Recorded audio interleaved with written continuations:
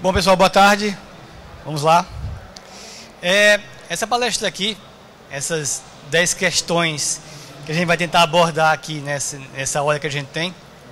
Se você não leu a descrição da palestra, são perguntas relacionadas a formas de retorno de investimento que alguém ou que você fará em algum jogo em algum momento, tá? Então não é questão do tipo quando é que vai sair o próximo Battlefield, ou se Destiny vai ser bom ou ruim, não é isso, ok? É sempre questões relacionadas a eu tenho que fazer um jogo, tá? Eu vou investir um certo dinheiro nesse jogo. O que é que eu tenho que saber? O que é que eu tenho que perguntar para prever o meu retorno? Ou se eu for um investidor, onde é que eu tenho que olhar? Onde é que eu tenho que ver para onde eu vou colocar meu dinheiro? Tá? Então essa relação de um investidor querendo colocar dinheiro no seu jogo e você querendo dinheiro do investidor para o seu jogo, tá? Englobam essas 10 perguntas. E são 10 perguntas que nunca são citadas assim em nenhuma literatura de como se comportar com relação a investidores ou de como fazer investimento, mas foram colhidas por amostras da indústria que eu já peguei ao longo do tempo, tá? Já tinha algum tempo de indústria, mas foram colhidas nesse tempo, né?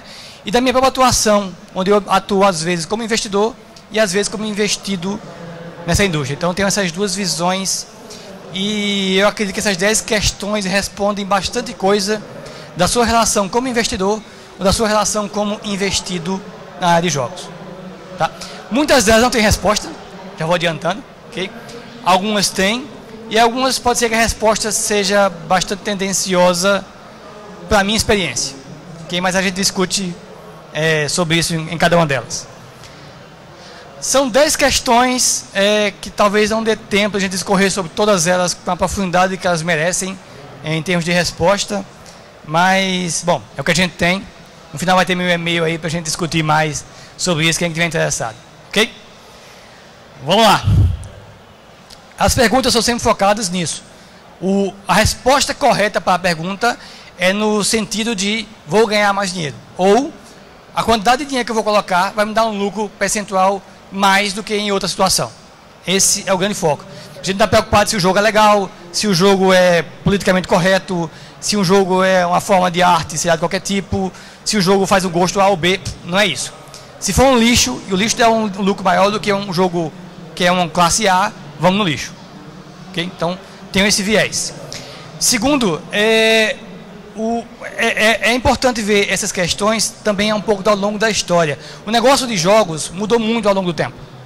Okay? Então, muita coisa aconteceu, não tinha Kickstarter, não tinha o movimento indie como a gente tem hoje, não tinha Android, Apple Store, essas coisas. Muita coisa aconteceu em toda essa época de investimento na área de jogos. Tá? Então, algumas perguntas também trazem muito dessa visão histórica de como a coisa aconteceu e por que é assim hoje e não é assado, e por que é assim vai dar mais dinheiro do que assado. Tá? Tenho isso na cabeça também. Por fim, o investidor também é gente como a gente. Então ele também erra, também é um cara que não sabe tudo, também pode ser um cara que gosta de games também, tá?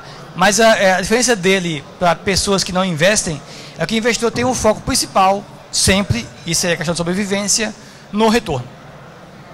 Ele pode gostar muito de jogos de RPG, sei lá, mas ele sabe que jogos de RPG não dá tanto retorno quanto os jogos, sei lá, de corrida. Então ele vai investir em corrida, mesmo que isso tenha algum demérito pessoal para ele. E é assim que funciona, tá? Ok? Então, tenho isso na cabeça para a gente começar a ver as perguntas. Vamos lá, primeira pergunta, que eu já esqueci qual é. É uma pergunta clássica para qualquer investidor, tá? É o momento certo de investir? Ou, em resumo, se você for olhar um pouco de fora, um pouco mais distante desse viés de pergunta, a gente está agora na era de ouro dos videogames? Se você vê a literatura por aí afora, muita coisa legal está acontecendo na indústria, nunca foi tão grande, nunca foi tão exuberante quanto é hoje, tá? Quando você vê números desse tipo aqui, um crescimento anual de 32%, isso é impressionante. Impressionante. Não há paralelo, mesmo na época da Revolução Industrial, é um crescimento desse tamanho num setor tão específico quanto esse. Isso é fantástico. Então a gente pode afirmar, e aí vai ser assim as formas como a resposta vai aparecer para vocês. Sim, a gente está na área de ouro dos videogames, partindo desse pressuposto de que é o momento onde eu posso conseguir mais dinheiro. Por quê? Primeiro, nunca foi tão fácil fazer um jogo. Okay? Tem ferramental, tem tecnologia, tem conhecimento compartilhado que te ajuda a criar uns jogos como nunca antes nesse mundo era possível fazer.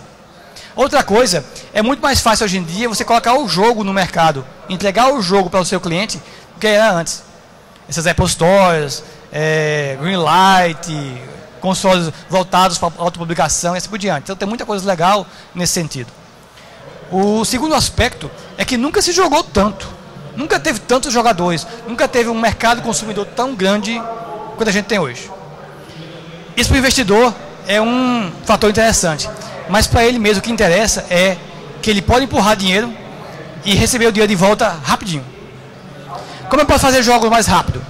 Eu posso entregar um jogo mais rápido. Como eu posso colocar um jogo no mercado mais rápido? Eu tenho um retorno mais rápido. Isso para ele é fantástico. Quanto mais rápido ele puder sair do seu investimento, melhor para ele. Sair, claro, com lucro. Antigamente, como um jogo tinha um processo de desenvolvimento mais complexo, o ato de colocá-lo no mercado era mais demorado, ele investia o jogo no começo, demorava um tempo até ele tirar o dinheiro de volta. Nesse tempo, muita coisa acontece. Ele pode ter perdido algum investimento mais interessante, alguma oportunidade, etc. Tá? Agora não, agora ele tem a chance de colocar o dinheiro, daqui a 2, 3 meses ele tira o dinheiro de volta e beleza, parte para a próxima. Tá?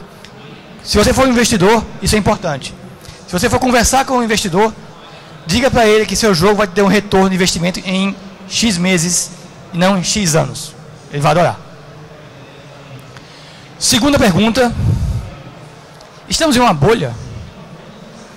Todo esse bafafá em torno de games e tal. Putz, essa galera está ganhando tanto dinheiro assim, é tanto dinheiro com força, como a gente dá a entender um conhecimento de 32%. Também é uma pergunta relevante que o seu investidor vai lhe fazer ou que você vai ter que fazer assim mesmo na hora de investir. Tá? Sim. Paradoxalmente, a era de ouro dos videogames, tá? A gente também está numa bolha. Veja que muito pouca gente, e aqui um pouco de mercado móvel, ganha dinheiro de verdade. Ganhar dinheiro de verdade não é aquela história do tipo, eu faço um jogo, eu tiro naquele jogo por mês $100. Cara, você está abaixo ali na pobreza se você ganhar isso. Isso não é faturamento, você está mal pago. Veja que só 10%, cerca de 10% das pessoas, dos produtos que estão à venda em lojas desse tipo, faturam mais 10 mil por mês. 10 mil por mês, dependendo da sua empresa, você está em um risco extremo. Pouquíssimas empresas, de fato, faturam mais de $500 mil por mês.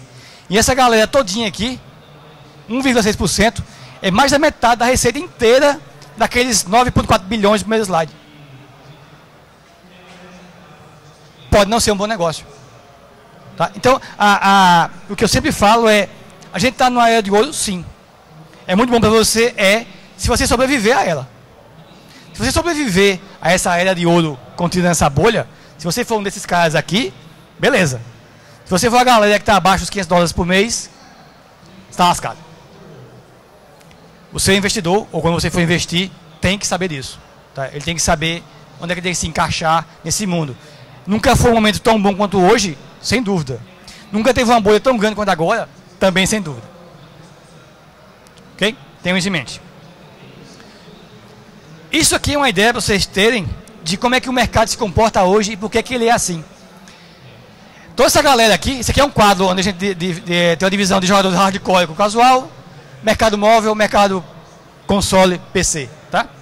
Olhando assim de cara, você vê que essa galera aqui de cima está numa competição ferrenha. A gente vai ver mais na frente por que essa galera está aqui. Tá? Mas olhando aqui embaixo, tem bem menos gente. Mas olha os pesos pesados. E tem setores, cara, que não tem quase ninguém. Se eu ficar aqui, entre esses caras aqui, eu estou feito. Ou não, pode ser que essa galera aqui tenha um mercado tão pequeno que não vale a pena o risco. Tudo depende, vai se enquadrar aqui nesse setor. Tá? Esse tipo de gráfico aqui, esse tipo de visão, te dá uma ideia de como é que o mercado funciona. Por que essa galera aqui embaixo é tão pouca gente? Por que tem tão pouca gente aqui? Por que essa galera está toda aqui reunida em cima, feito um bando de maluco? Okay? Há que se pensar sobre isso. A gente vai responder um pouco sobre isso aqui mais na frente. Isso leva a uma pergunta todo esse cenário é aonde é que eu vou colocar o meu dinheiro baseado em quem vai crescer. Ou seja, eu não vou apostar meu dinheiro em quem está perto de morrer. Tá? Então, quem vai crescer aí ao longo do tempo? Se esse cara crescer e eu vou colocar meu dinheiro nele, eu cresço junto com ele. Quem são esses caras que, de alguma forma, vão liderar, ou vão representar, ou vão dirigir o mercado daqui a alguns anos? Pergunta complexa de responder, mas eu chamo a atenção a esse gráfico aqui. Isso aqui é bem legal, que é um gráfico que divide bem entre o conceito de mercado de valor, ou seja, o valor que cada item tem, com relação ao mercado de volume, onde a quantidade é o que interessa. São coisas que têm correlação, mas em termos de retorno financeiro, tem uma certa diferença que eu não vou entrar em detalhes agora, mas imagine que tenha. Essa galera aqui representa o mercado onde os jogos têm mais valor.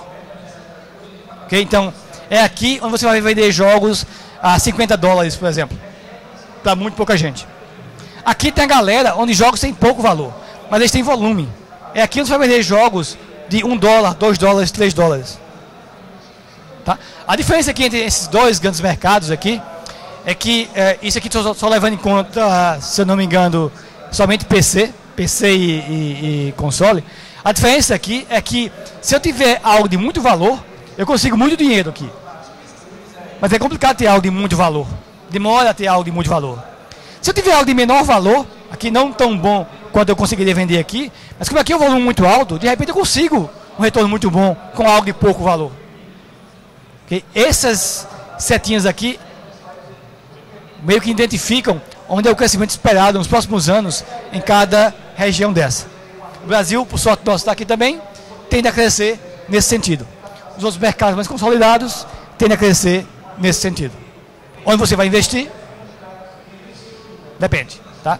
Cabe a você e ao seu investidor chegar a essa decisão. Uma informação também importante, que sempre perguntam consoles, né? Como é que é o mercado de consoles e tal?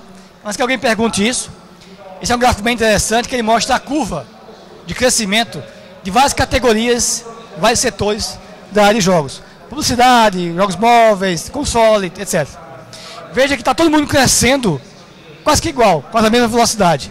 Apesar de, por exemplo, o mercado de advertising ser maior do que o mercado de PC, por exemplo. Mas o mercado de PC cresce igual como cresce o mercado de jogos móveis. Porém, olha a console. A tendência é ele virar uma linha reta. Que a gente chama de mercado estagnado. Não quer dizer que seja ruim. Também é uma coisa interessante de citar. Tá? Não quer dizer que você investir em uma coisa que tem uma tendência à estagnação seja algo necessariamente ruim. Okay? A longo prazo, tudo bem, a longo prazo não vai ser tão legal quanto o mercado, sei lá, de PC. Mas, cara, a longo prazo eu vou estar morto. Então, a questão todinha aí é o tempo desse longo prazo. Tá? Então, se eu investir algo aqui, sei lá, 2015, 2016, eu vou ter um bom retorno. Vai ter um mercado interessante. Lá para 2020, talvez não sei. Aí já é uma coisa a se pensar. Então, quem vai crescer, eu diria que, em resumo, é a Ásia. Não somente porque tem um monte de gente, tem um monte de gente que está saindo da pobreza, entrando no mercado globalizado, etc. Mas a China, em especial, está crescendo muito. Ela cresce um pouco mais lento do que eu na área de games, do que o resto do mundo, mas ela está crescendo muito a ponto de fato, comprando empresas de jogos em outros países. Em 2013, a China foi a que mais comprou empresas de jogos do exterior no mundo. O mercado dela interno cresce muito. Então a Ásia como um todo, puxado pela China, deve crescer absurdamente. O que é que isso quer dizer em termos de investimento, ou em termos de onde é que eu vou colocar meu jogo para trabalhar? Esses mercados asiáticos, mesmo o sul-americano, eles não têm um problema que a gente chama de mercado legado. Eles não têm que lidar com o mercado de console, de retail, de PC, nada disso. Eles estão focados no mercado novo, que é mobile, jogos sociais, advertising, in-app apps, esse tipo de coisa. Eles não estão preocupados com jogo de prateleira, caixinha. Isso é legado. Então eles têm muito mais flexibilidade para atingir mercados mais interessantes lembra daquele gráfico anterior? Os mercados móveis, advertising e tal, do que o pessoal mais tradicional, que está preso ainda a algumas regras do mercado legado. Tá? Então, a tendência é que esses caras consigam crescer mais rápido do que quem está preso a mercado legado. Por isso que os consoles estão aí como é legado, mas ainda é uma plataforma bastante relevante.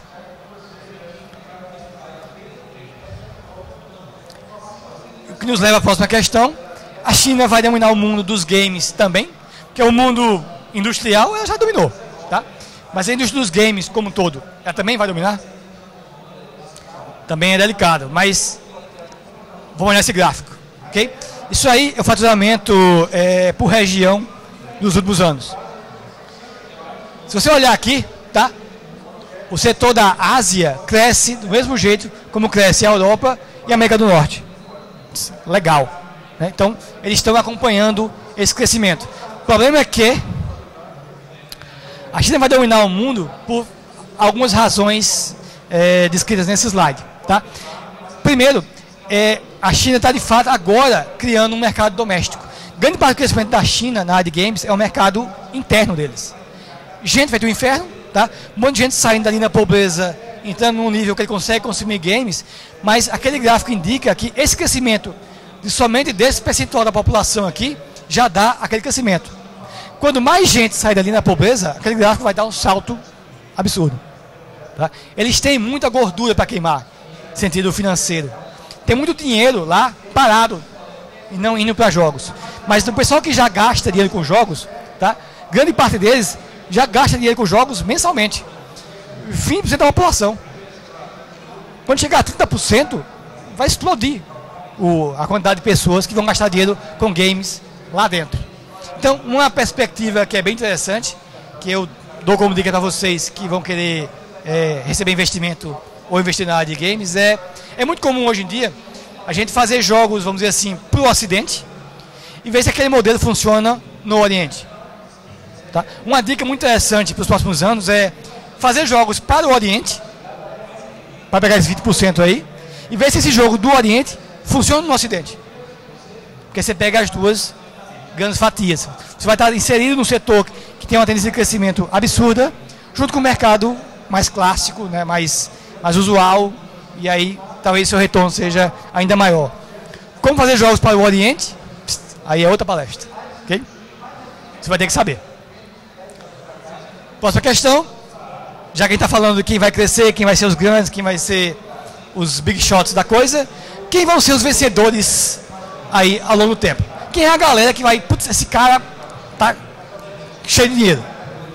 Quem é esse pessoal? É difícil também chegar nisso, mas a gente tem algumas dicas de como é que você pode observar isso. Que são uns aspectos bem interessantes que pouca gente no setor de games está observando ainda. Okay? Primeiro, aqui só uma exemplificação. Esse aqui é um jogo que foi criado algum tempo, acho que ano passado. MMO de combate, aquela coisa, tá? Que é bastante popular na Europa. Mas ele tem uma feature bem interessante, que é o chat dele é traduzível. Ou seja, eu posso fazer chat com alguém na França, com alguém no Brasil, eu falando inglês. Então, o chat traduz o meu idioma para o idioma alvo do outro cara. Isso fez explodir o conceito de criar times globais dentro do jogo, e não times por região, lembra? Os brasileiros se juntam, fazem um time para sacanear os americanos. Né? Mas a ideia desse jogo aqui não, é que eu tenha times de fato globais, com pessoas de vários países. Como fazer isso se eu não sei falar francês? Tradução online. Então, esse é só um aspecto do que eu vou falar um pouquinho na frente, porque envolve uma visão nova sobre os jogos, também com relação a onde eu posso jogar agora. Tá? Tem uma nova onda agora entrando aí, que é de wearables, né? Dispositivos de gadgets que eu posso usar na minha roupa. Oculus Rift, Google Glass, pulseira, anel, o que for. Ok? Eu posso jogar desses caras? Eu posso jogar, sei lá, no meu anel? Na minha pulseira, no meu relógio? Sei lá, parece bom. Vai estar todo mundo usando esses gadgets daqui a alguns anos. Se o cara está usando algum gadget que pode rodar um jogo, que jogo é esse? Okay? É uma coisa boa a se pensar. Tá? Com relação a vencedores, tem uma pergunta, claro, que é principal, que é difícil definir o que é vitória, o que é algo vitorioso. Mas vamos focar em algo que dá o maior retorno possível. É isso. Okay? Há outros aspectos em relação a conceito de vitória, no sentido de colocação de jogos, mas vamos focar inicialmente nisso do retorno financeiro. Se eu tenho jogos que podem conectar pessoas quebrando barreiras, isso é uma tendência muito, muito forte. Se você tem algo que permita que pessoas do mundo inteiro joguem com a menor quantidade de barreiras possível entre eles, cara, seu jogo está no caminho certo. Como o pessoal lá fez com o chat localizável, chat traduzível. Tá? E é uma tendência muito forte, não é fácil fazer, não é fácil criar um jogo desse tipo, mas é algo muito potente. Segundo, novas formas de jogo como um todo. Tá?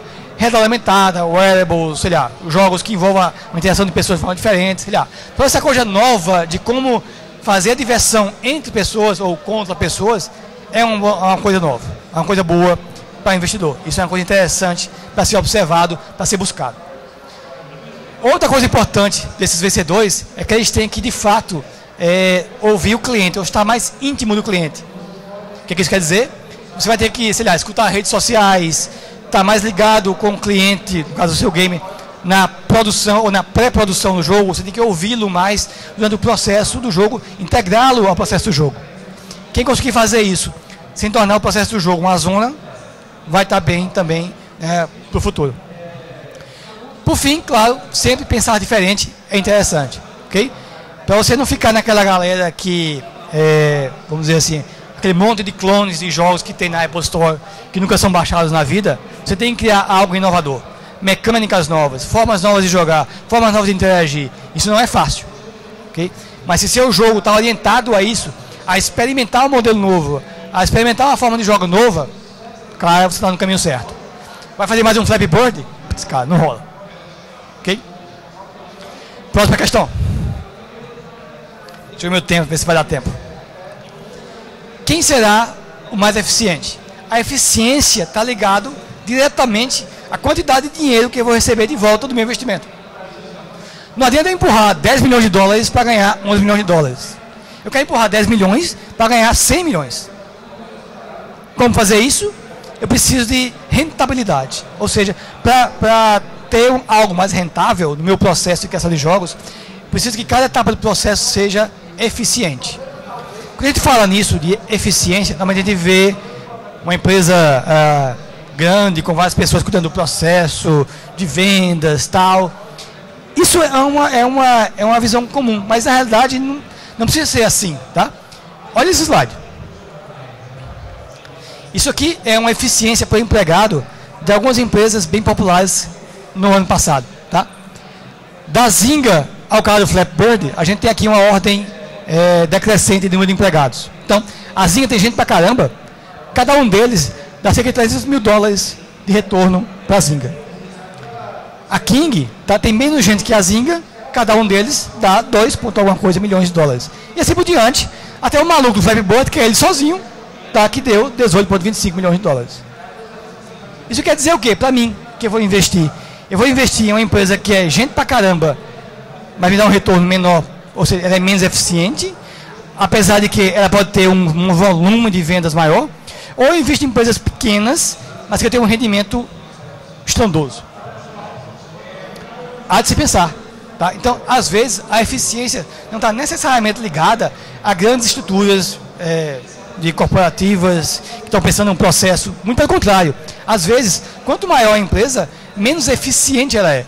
Na área de jogos, em especial.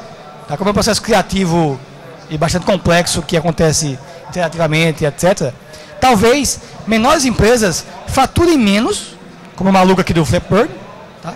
Mas eles são tão eficientes que vale a pena. Eu botei aqui, sei lá, 2 mil dólares, no maluco do Flappy Bird, ele me deu 18 milhões de dólares de retorno. Excelente. Eu posso ter colocado aqui 100 milhões de dólares, por exemplo, na Zynga, e aí me deu 20 milhões de dólares de retorno. Putz, é melhor colocar aqui. O risco é menor. Então, tenham isso em mente na hora de você tentar vender a sua empresa para o investidor, tá? Ou de você decidir onde que eu vou investir, ok? Pense na eficiência, não somente no volume de retorno que você vai precisar. Próxima pergunta. Essa também é uma pergunta que tem a ver com a pergunta anterior, que é, tá, legal, eu preciso de quantas pessoas para fazer um jogo que vai vender milhões de dólares? Como é que é essa relação? Porque a gente tem na cabeça também que vou fazer, sei lá, um God of War. Preciso de 500 pessoas em 4 países diferentes durante 4 anos. Fatura aí alguns milhões de dólares. Tá? É uma visão razoável, porém não precisa ser assim também. Tá? Imagine que a resposta a essa pergunta sempre é: você vai precisar da menor quantidade de pessoas possível que você conseguir. Então, se você conseguir fazer um God of War em vez de 500 pessoas, com 10 pessoas seria melhor. Claro que é impraticável. Mas imagine que essa relação de eficiência, quantidade de pessoas, com o retorno que eu espero, tem que ser pensada o tempo todo. Na sua empresa e ou no seu investimento. Porque é muito comum, às vezes, você pegar dinheiro de algum investidor, ou o investidor colocar dinheiro na sua empresa, para você aumentar a empresa. Quer colocar mais gente, porque colocando mais gente, eu faço mais coisa ou faço mais rápido.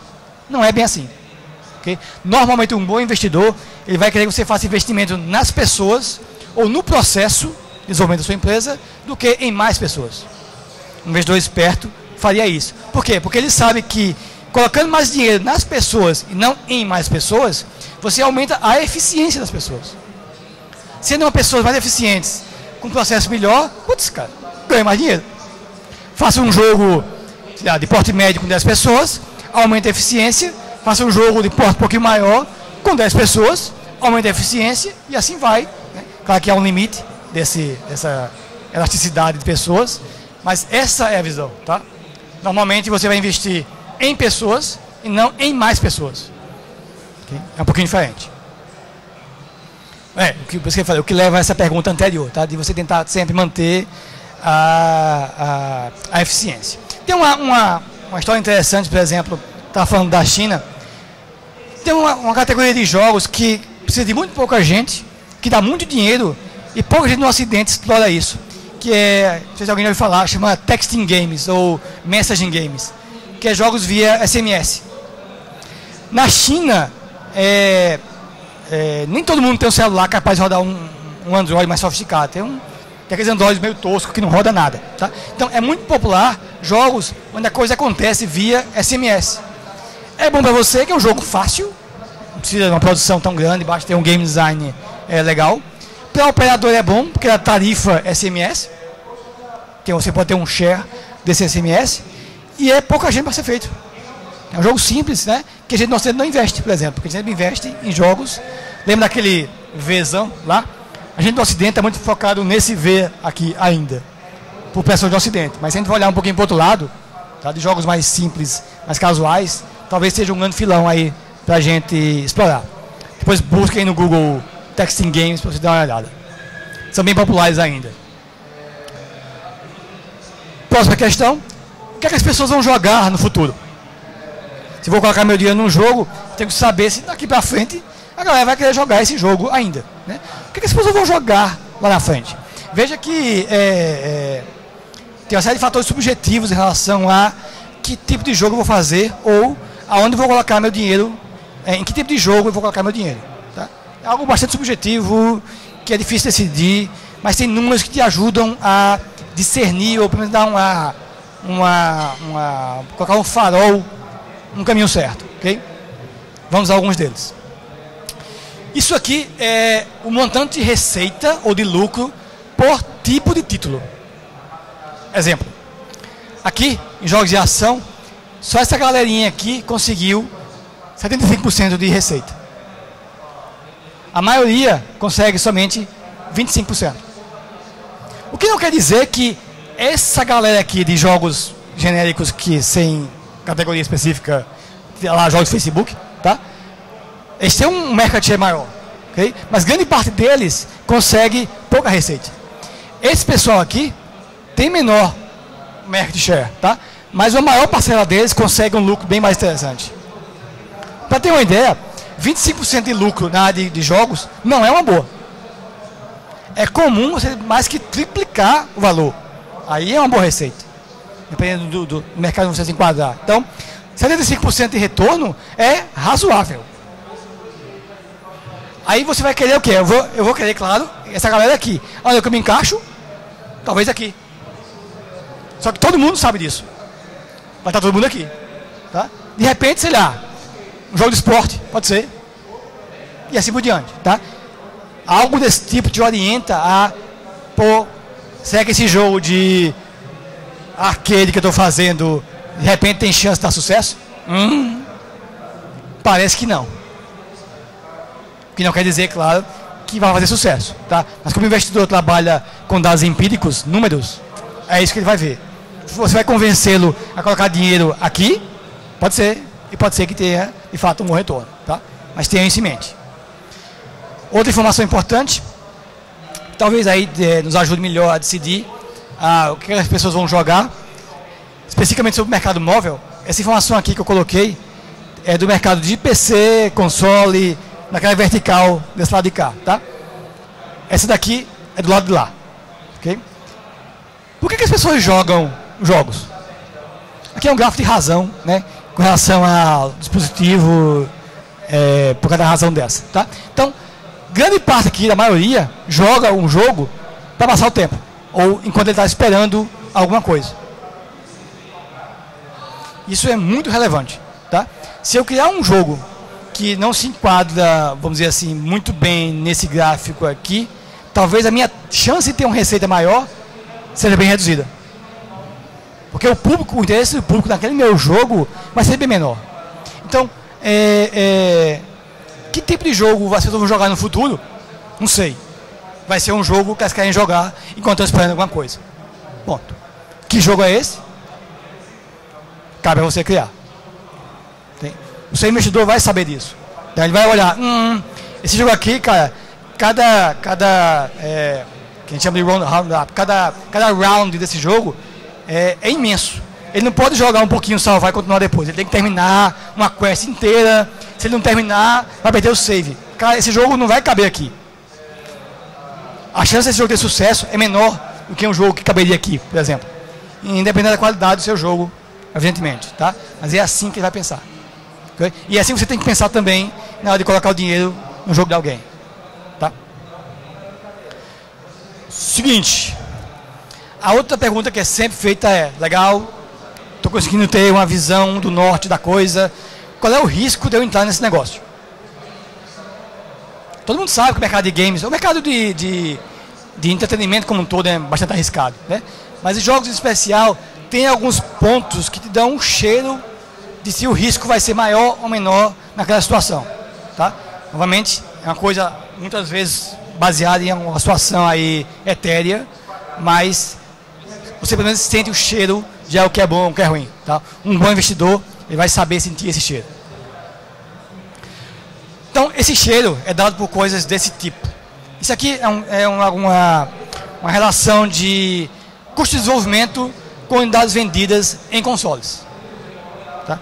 A gente sabe que o console ele é voltado para grandes hits. Então, o foco do console é no lançamento.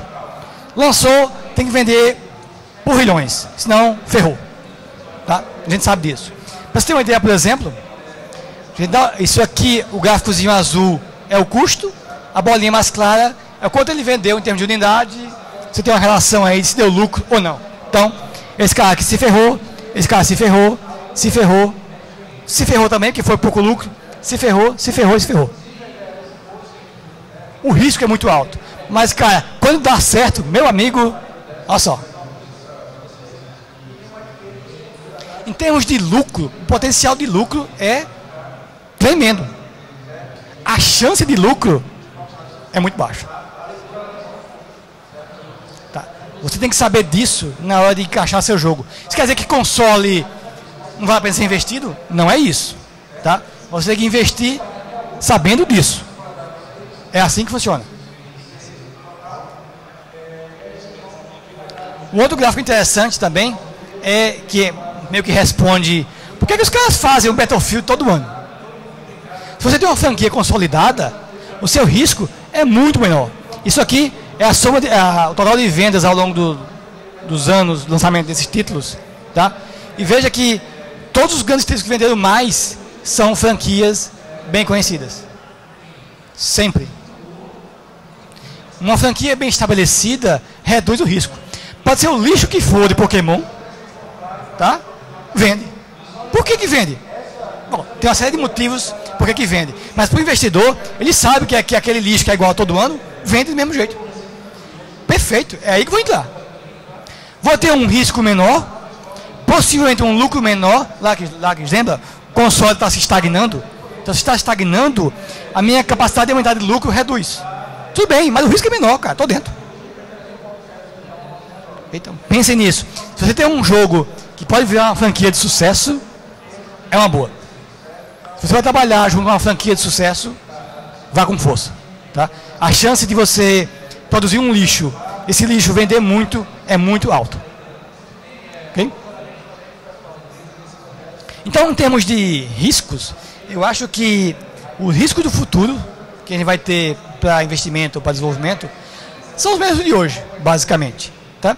Vai ter novos dispositivos, novas formas de jogo, novos players do mercado, mas a relação entre eles, a relação de como o dinheiro anda entre esses investidores e empresas é a mesma. Então, o risco é o mesmo de qualquer investimento na área de tecnologia, de entretenimento, tudo igual, tá? Nada especial.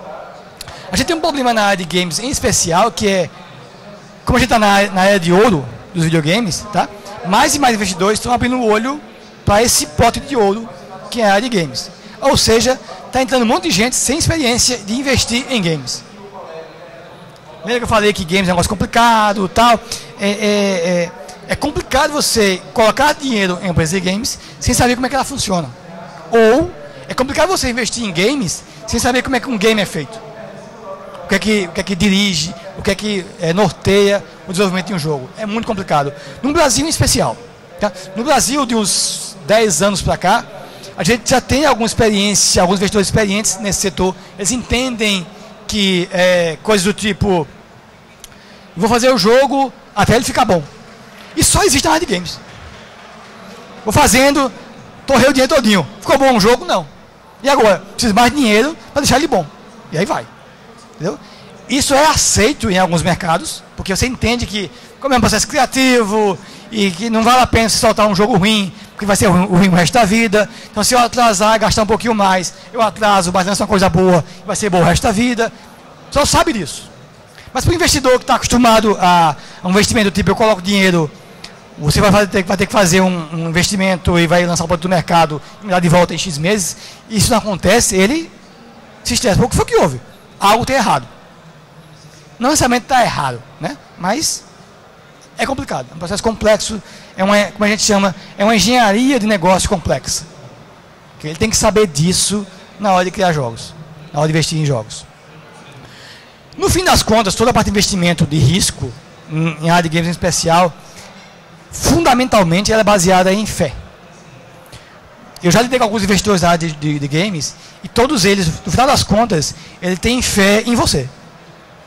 Com todos esses números, com toda essa papelada de gráficos, de tendências, de receitas, blá blá blá, no final das contas o que interessa é o empreendedor. Se aquele cara for um cara que eu acredito nele, tá? E as ideias dele estão coerentes com o que a minha numerologia está informando, parece ser uma boa investir. Tá? É muito comum você ter uma relação com o investidor, de ele fazer coisas do tipo, tudo bem, vou investir em você X, tá? Que é 1/10 do que você precisa, durante algum tempo, para eu entender como é que você trabalha. Nesse período, o que é que ele faz? Quando você recebe um investimento, é muito comum você, o empreendedor, também, ter um prolabore, vamos dizer assim, o seu salário de investimento. Ele vai saber, depois de algum tempo, o que foi que você fez com o dinheiro que eu lhe dei? Você guardou na poupança para ter, vamos dizer assim, estar prevenido por dias ruins? Ou tu gastou tudo no home theater com uma puta TV 3D com PS4 nacional? Esse tipo de relação ele tem que entender para ele te entender. Tá? E aí, depois que ele tem uma fé em você, de fato o segundo aporte de maior valor acontece. Do mesmo jeito, se você estiver entrando em algum projeto onde a galera quer seu dinheiro para uma coisa acontecer, é sim uma boa política, tá? Põe um pouquinho, observe como o cara vai gastar o dinheiro. Se o cara comprar um PS4, já descarta de vez, né? Se ele guardar o dinheiro, se ele colocar dinheiro na empresa ou nele para aumentar a eficiência dele de algum jeito, é um cara que vai ter fé. Okay? Tem isso em mente. Por fim, a pergunta mais complexa de todas. que é... Minha esposa me fez essa pergunta há alguns anos atrás, quando eu tinha recebido alguma receita de alguns jogos que eu estava fazendo na época e tal. Eu falei, olha, vamos colocar mais dinheiro nesse jogo aqui, nesse que vai dar tanto tal. Mas é um problema que vou ter que fazer uma equipe, vai dar um pouco de dor de cabeça e tal. Ela falou, tá, por que não pega todo esse dinheiro aqui e abre uma farmácia, que vai dar o mesmo dinheiro e é mais fácil de ter uma receita? Não é fácil responder isso, tá? Se você tem uma esposa, namorada, que vai te perguntar isso, ela é uma boa mulher, ok? Mas é uma pergunta interessante, porque o seu investidor vai fazer isso também. Por que eu vou colocar dinheiro em games, que é um puta troço complexo, com um puta risco, do que se lá na farmácia? Vou abrir um bar na esquina, que é mais vantagem.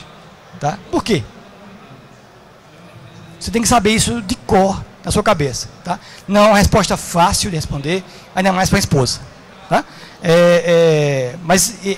E não tem uma resposta direta, assim, mas você tem que ter alguma conversa na sua cabeça para fazer isso. E você, como investidor, tem que perguntar para o cara isso, e ele tem que responder algo coerente com isso. Tá? Fundamentalmente, a resposta é: eu tenho um lucro maior. O potencial de lucro de um game é muito, muito, muito, muito maior do que o potencial de lucro de vender remédio. Lembra que o investidor ele quer botar o dinheiro e sair mais rápido possível? Se eu investir num bar, o bar vai ficar comigo anos e anos, que vai ser um saco. Mas se eu quiser colocar dinheiro e tirar dinheiro rápido, com um retorno muito alto, games é perfeito. É essa relação de eu espero ter mais dinheiro em um negócio de maior risco, define um pouco do perfil do investidor. Ele é um cara de alto risco. Você não vai atrás de um investidor que está acostumado a investir, sei lá, em fazendas, com gado e tal. Esse cara não vai colocar seu dinheiro em games nunca. Mas um cara de alto risco, atuando em algum fundo que tem parte do seu orçamento para alto risco, de repente é um cara interessante. Ele vai te perguntar isso, você tem que estar esse tipo de coisa na cabeça. Tá? Porque ele sabe que ter lucro, ou ter um potencial lucro, um grande potencial de lucro, é um fator relevante. Mas ele vai pesar também as desvantagens. As desvantagens são o que complica a gente. Tá? Lucro maior, risco maior. É uma regra da natureza do mercado. Qualquer mercado legal, né, que vai ter um lucro maior, ele vai estar associado a um risco maior. Evidentemente, ele vai saber disso. A gente também tem um trabalho maior. Acreditem, fazer um jogo é muito mais complicado do que gerenciar uma farmácia. Tá? Então, é complicado você ter... Putz, eu vou ter algo que vai ter um risco maior, eu vou ter que trabalhar mais, vou trabalhar em algo mais complexo do que gerenciar uma farmácia, okay? Para ter um potencial lucro maior sob um risco altíssimo. Dizer isso para sua esposa, tente fazer isso em algum momento, vocês vão ver que é complicado. Okay? Mas se você conseguir convencer a sua esposa que é um bom investimento, a chance de você convencer um investidor também vai estar no caminho certo. Tá? É uma boa chance que você, com a mesma conversa, consiga convencê-lo. Mas, enfim, isso aqui é importante porque o investidor, ele não é um cara que vai entrar somente com dinheiro. Os bons investidores, eles não só botam dinheiro e te esquecem. Entra mais coisa quando você entra no radar de investimento.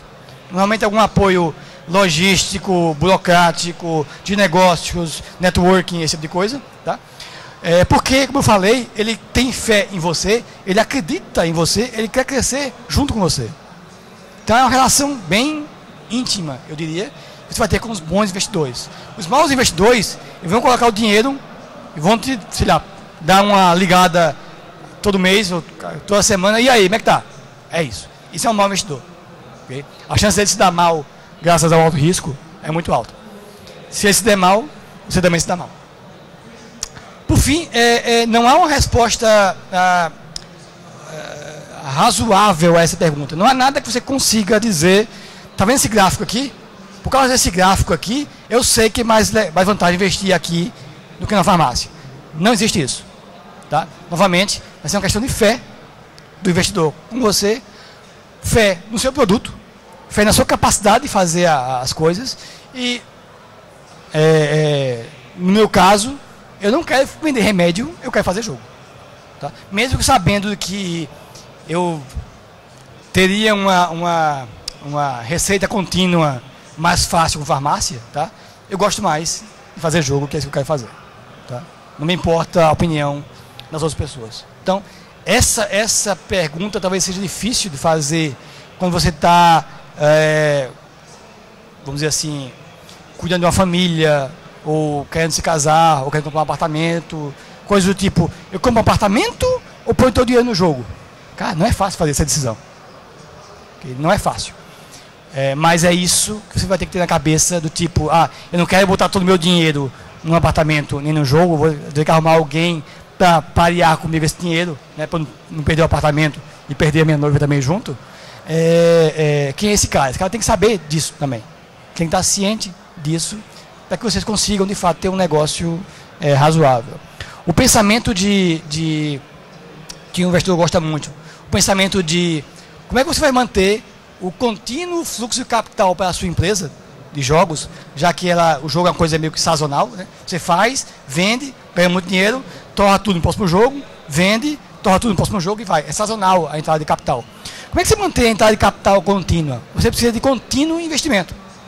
Para ter um contínuo investimento, você tem que ter um contínuo aumento de lucro, que é o que ele quer. Ele quer cada vez ganhar mais dinheiro. Isso também não é fácil de você manter. Tá? Mas é isso que você vai ter que buscar quando você for colocar dinheiro na empresa. Eu vou ganhar cada vez mais dinheiro, senão eu vou abrir um bar. Tá? E aí, não interessa mais. Com a história do meu tempo, tá? Bom, essas eram as 10 questões que você tem que ter. Ok? Obrigado. Tem perguntas aí. Perguntas? Tem. A galera sumiu aí. Tá vindo ali.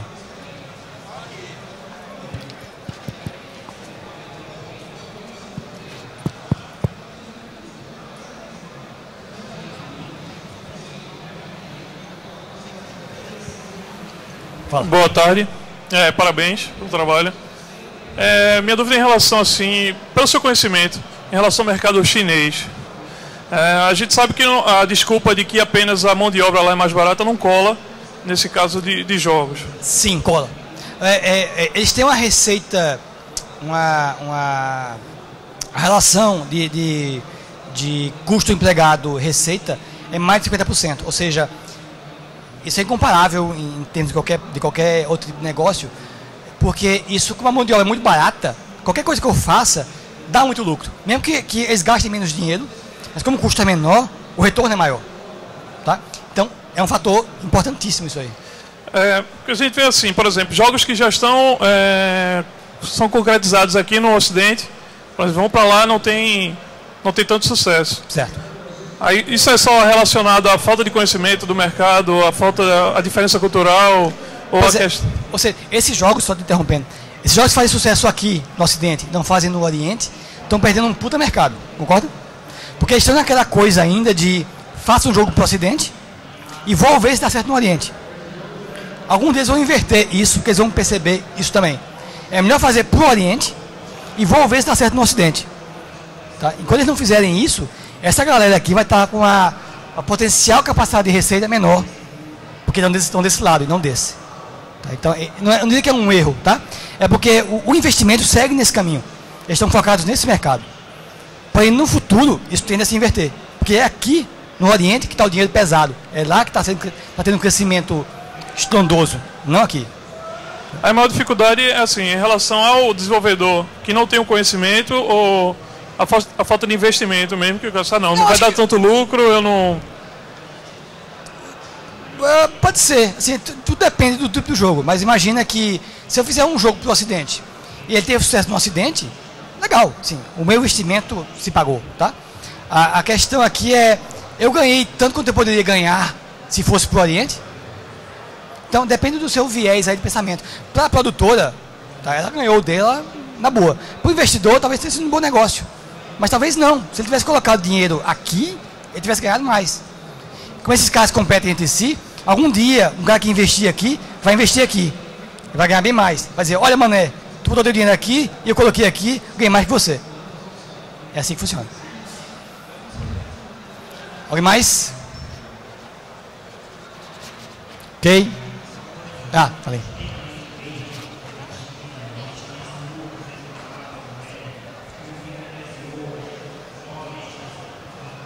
Oi, boa tarde. Minha dúvida é o seguinte, em relação a quando você falava da parte da equipe, no caso para manter enxuto, na empresa que eu trabalho, somos 3 sócios, e somos os 3 core de desenvolvimento da coisa. Assim, geralmente quando ocorre uma situação de inchamento, a parte do escopo, se corre para a parte de terceirização, freela. Que é uma boa sempre. Que é uma boa, só que às vezes é uma situação que acaba sendo mais cara, mas ela é mais eficiente. Porque se você às vezes investir em um profissional ou em um estagiário, você pode acabar tendo o risco de refazer alguma coisa ou não ficar a mesma coisa. Agora, tipo, quando você faz um freela, o trabalho é mais garantido de ser sucesso, só que como fica isso na visão do investidor, que vai pagar por isso? Então, pois isso que você falou de ficar mais caro e ser mais eficiente é meio que um paradoxo. Tá? Não há como ser mais caro e ser mais eficiente, não é isso. Talvez o seu processo não consiga absorver o investimento na sua pessoa ou no seu processo. Você já está tão enxuto que não tem mais onde enxugar. Você precisa de um terceiro. Tá? Pode ser. Mas se você consegue você consegue ter um processo melhor colocando dinheiro externamente, e isso é mais caro em termos financeiros, mas em termos de empresa, de valor da empresa, não é. Você otimizou o processo. Okay? Se você faz isso alocando mais pessoas dentro da sua empresa, contratando gente e tal, e isso de fato não dá um melhoramento do processo, tanto quanto o terceirizado daria, isso é um mau investimento. Então você tem que saber disso e avisar para o seu investidor. Tá? Ele não vai perceber essa granularidade e esse nível. Ele vai lá na frente que, olha, se tivesse feito dessa forma, em vez de pagar um salário fixo para fulano, tivesse terceirizado o cara e pagado por job, né? Todo esse montante do salário de fulano ter sido amortizado no investimento. E aí, depois ele vai saber disso. Tá? Mas é como eu falei, um investidor experiente sabe disso. Tá? Talvez um não experiente, você tem que ensinar isso para ele. Obrigado. Tem alguém mais? Não? Ok, obrigado, pessoal.